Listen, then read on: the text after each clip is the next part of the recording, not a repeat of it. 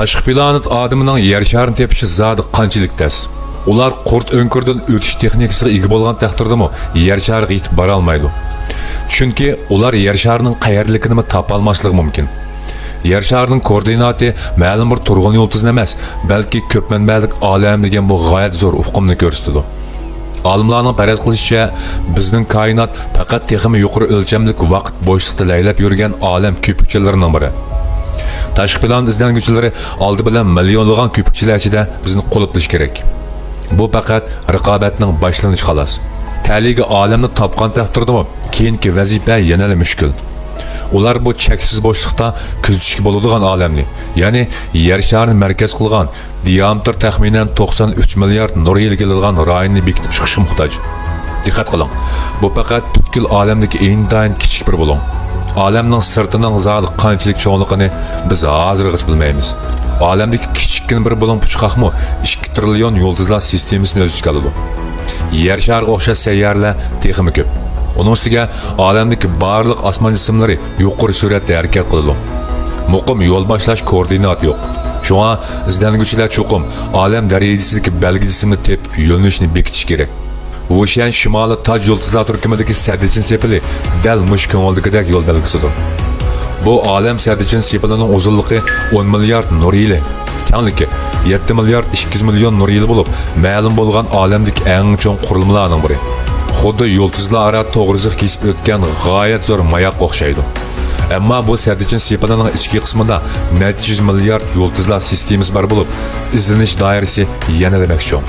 Baxtkarsha yer shari dal KBC o'nkiri deb ataladigan g'alit rayonning markaziga joylashgan. Bu diametr taxminan 2 milliard nur yil keladigan kavak bo'shliq. Uning ichki qismidagi moddalarning zishligi olamning o'ttirchi qiymatining aran 10 dan 1 ga to'g'ri keladi. Uni bepoyon olam cho'lligi deyishga bo'ladi. Bu olam cho'lligida doirani yana kichikiltib, Lanyankiya darajadan tashqari yulduzlar sistemasi to'pini tepish to'g'ri keladi. Bu odatdan tashqari yulduzlar sistemasi to'pining chat arasi 520 million nur yili bo'lib, necha yuz ming yulduzlar sistemasidan tarkib topgan. Makro jihatdan qaraganda uning shakli xuddi bir parcha nafs payga o'xshaydi. Bu payning oxirgi uchida diametr 110 million nur yil keladigan sunbula yulduzlar turkumi odatdan tashqari yulduzlar sistemasi to'pi bor. Uning taxminan 1500 yulduzlar sistemasi to'plangan. Bizning makonimiz dal mush yulduzlar dengizining texmi cho'nqir yerga yo'shirilgan. Diametr taxminan 10 million nur yil keladigan bu yulduzlar sistemasi to'pi dal mush yerda bo'lib, bu yulduzlar sistemasi to'pida oz deganda 80 yulduzlar sistemasi bor. Buning ichidagi ikki cho'ng yulduzlar sistemasi o'zaro aylanib turdi. Kaltak shaklida aylangani dal bizning Samoyil sistemamizdir. Samoyil sistemasining diametri 100 ming nur yili bo'lib, taxminan 400 milliard turg'un yulduzni o'z ichiga oladi. Yer shari Samoyil sistemasidagi Orion yulduz turkumining sepral belikiga joylashgan. Kengligi taxminan 11 ming nur yil keladigan bu sepral belak Samoyil sistemasining markazi bilan Adama-At yelkasining o'rtasida joylashgan. Osmi yelkaning garbagidagi necha milliard turg'un yulduz ichida diametr taxminan 300 nur yil keladigan bir yerlik zambirak bor. Bu qadimki odatdan tashqari yangi yulduzning partiyalardan shakllangan yulduzlar aro rayonida taxminan 4 milliard 600 million yoshlik bir turg'un yulduz yo'shirilgan.